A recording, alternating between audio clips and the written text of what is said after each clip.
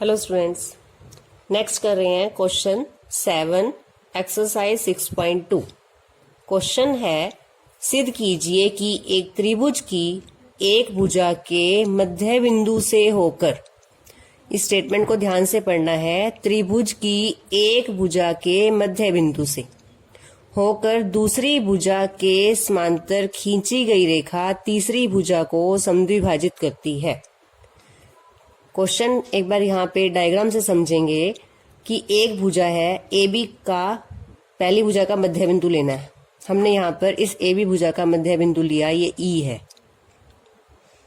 इस मध्य बिंदु से दूसरी भुजा के समांतर बी सी के समांतर हम एक लाइन खींच रहे हैं यहाँ पर, जो ई बिंदु से जा रही है। देखेंगे बी सी के समांतर ई बिंदु से एक रेखा खींचनी है हमने।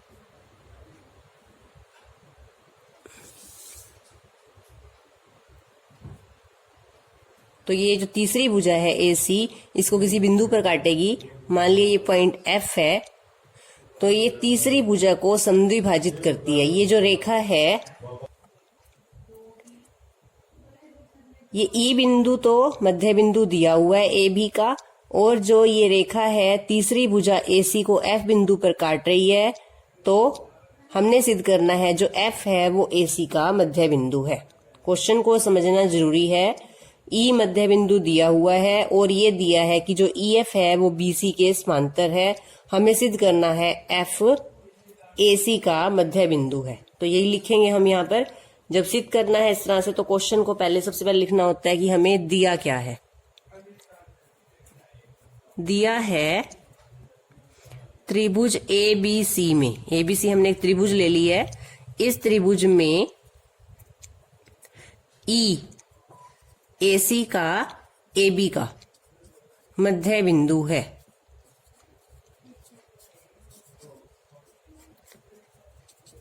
और जो ई एफ रेखा है वो बी सी के समांतर है।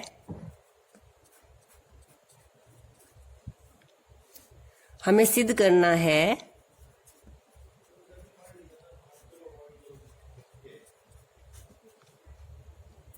कि एफ भुजा ए सी का मध्य बिंदु है। ये हमें सिद्ध करना है।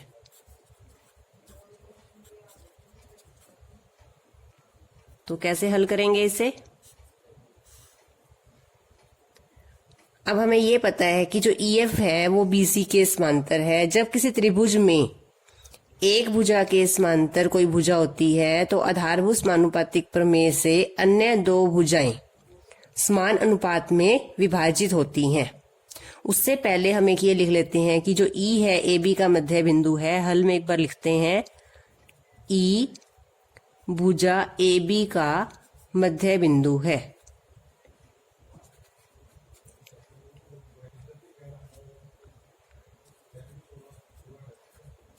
मध्य बिंदु का मतलब क्या होता है कि इसके दोनों जो हिस्से हैं वो बराबर हैं। तो इसका मतलब जो ए ई है वो ई बी के बराबर है।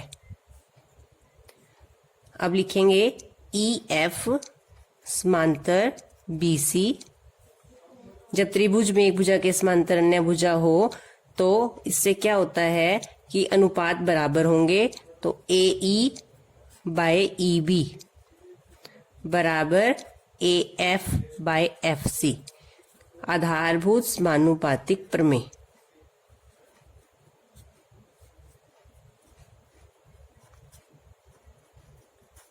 हमें किसी त्रिभुज में अगर एक भुजा के समांतर दूसरी भुजा पता है, आधारभूत समानुपातिक प्रमेय। अब ए ई बराबर ई बी, जो ए ई भुजा है वो ई बी के बराबर है। तो अगर मैं यहाँ ए ई की जगह ई बी लिख दूं, क्योंकि जब दो पार्ट बराबर होते हैं तो हम एक की जगह दूसरे को लिख सकते हैं। तो ए ई की जगह मैंने लिखा E B. E B by E B बराबर A F by F C. E B से ई बी कैंसिल हो जाएगा। जब हम एक जैसी रकम को काटते हैं तो क्या आंसर आता है? 1। तो यहां से क्या आ गया? A F by F C बराबर 1। A F by F C किसके बराबर है? 1 के। FC इधर बाय में है, उधर ले जाएंगे गुना में, तो क्या आ जाएगा यहाँ से AF बराबर FC। अब AF बराबर FC है तो आकृति में देखेंगे ये AF है, ये FC है। अगर ये दोनों टुकड़े बराबर हैं तो इससे क्या सिद्ध हुआ कि जो F है वो भुजा AC का मध्य बिंदु है, और यही हमने सिद्ध करना था। तो हमने किसका प्रयोग किया है यहाँ पर? आधारभूत समानुपातिक प्रमेय का। एक बार फिर से देखेंगे क्वेश्चन को। हमें दिया था किसी त्रिभुज में अगर एक भुजा के मध्य बिंदु से दूसरी भुजा के समांतर एक रेखा खींची जाए तो वो तीसरी भुजा को समद्विभाजित करती है। समद्विभाजित का मतलब दो हिस्से बराबर करती है उसके। हमने यहाँ लिखा है त्रिभुज ABC में AB भुजा का मध्य बिंदु है और EF BC के समांतर, ये हमें दिया हुआ है। हमने सिद्ध करना है कि F AC का मध्य बिंदु है। सबसे पहले हमने लिखा कि जो E है मध्य बिंदु है, तो इसका क्या मतलब है? AE बराबर EB। और उसके बाद हमने लिखा है कि EF समांतर BC, इसलिए आधारभूत समानुपातिक प्रमेय से AE बाई EB बराबर AF बाई FC, दोनों भुजाओं के अनुपात बराबर होते हैं। अब AE और EB तो बराबर हैं, तो हमने AE की जगह EB लिखा। EB बाई EB बराबर AF बाई FC, ये कैंसिल हो जाएगा, 1 आ जाएगा। AF बाई FC किसके बराबर है? 1 के। FC को इधर गुना में ले आएंगे तो AF बराबर FC। तो जब ये दोनों भुजा के टुकड़े बराबर हैं, AF और FC बराबर हैं, तो इसका मतलब F जो है भुजा AC का मध्य बिंदु है। नेक्स्ट क्वेश्चन करते हैं। 8th क्वेश्चन की स्टेटमेंट है, सिद्ध कीजिए कि एक त्रिभुज की किन्हीं दो भुजाओं के मध्य बिंदुओं को मिलाने वाली रेखा तीसरी भुजा के समांतर होती है।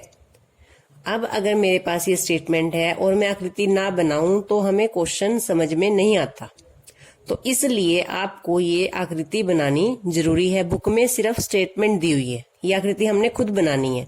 तो जब आप खुद भी क्वेश्चन को करोगे तो सबसे पहले आकृति बनाओगे, तभी आपको क्वेश्चन क्लियर होगा।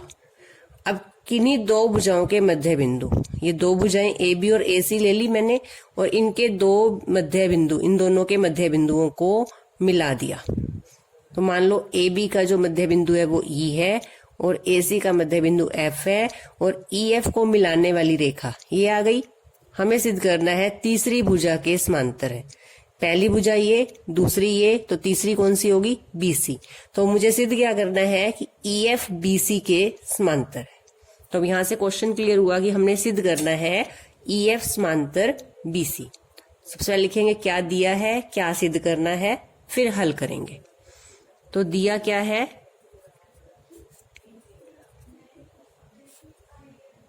हमने समांतर सिद्ध करना है और हमें दिया है कि जो E और F है ये दोनों भुजाओं के मध्य बिंदु है। तो हम लिखते हैं बिंदु E और F भुजाओं कौन कौन सी? AB तथा AC के मध्य बिंदु है। ये तो हमें दिया हुआ है कि E और F भुजाओं AB और AC के मध्य बिंदु हैं। सिद्ध क्या करना है हमें?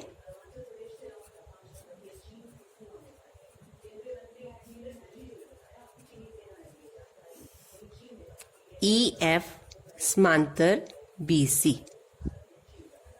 हल करेंगे इसे। सबसे पहले हमें दिया है E AB का मध्य बिंदु है, तो इसका यूज करेंगे। मध्य बिंदु होता है तो क्या होता है कि इस भुजा के जो दो हिस्से हैं वो बराबर हैं, तो AE बराबर EB। तो पहले लिखते हैं E भुजा AB का मध्य बिंदु है।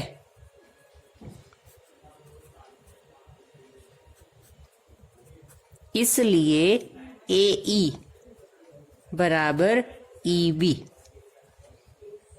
दोनों हिस्से इसके बराबर है। अब AE बराबर EB को मैं यहां से बाइबल लेके आ रही हूं। कैसे देखते हैं?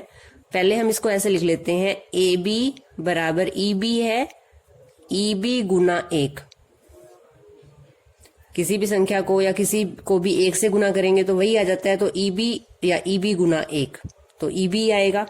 अब यहाँ EB गुना में है, मैं यहाँ इसको इधर लेके आ रही हूं जब इसको LHS में, तो ये बाय में हो जाएगा, तो AE बाय EB बराबर 1।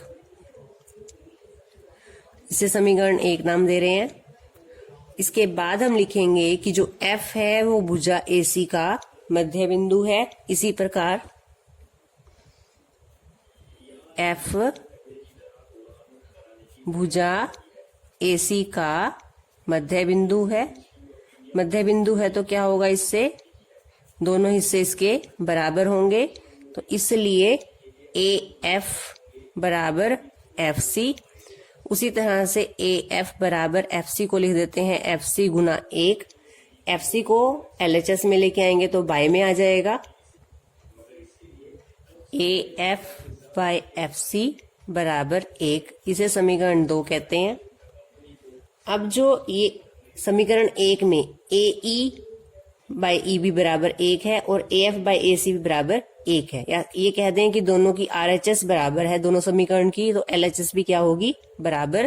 तो यहाँ लिखेंगे 1 और 2 से दोनों समीकरण की राइट हैंड साइड बराबर है, तो इसलिए लेफ्ट हैंड साइड भी बराबर होगी, तो AE बाय EB बराबर AF बाय FC। अब हम देखेंगे जो त्रिभुज है ABC, उस त्रिभुज में AE बाय EB बराबर AF बाय FC। इस त्रिभुज की दो भुजाओं के अनुपात बराबर हैं, और अनुपात कब बराबर होते हैं, जब ये रेखाएं समांतर होती हैं आधारभूत समानुपातिक प्रमेय के विलोम से। लिखेंगे त्रिभुज ABC में AE बाय EB, ये अभी हमने यहां से निकाला है AF बाय FC, इसलिए EF समांतर BC ब्रैकेट में लिखेंगे आधारभूत समानुपातिक प्रमेय का विलोम।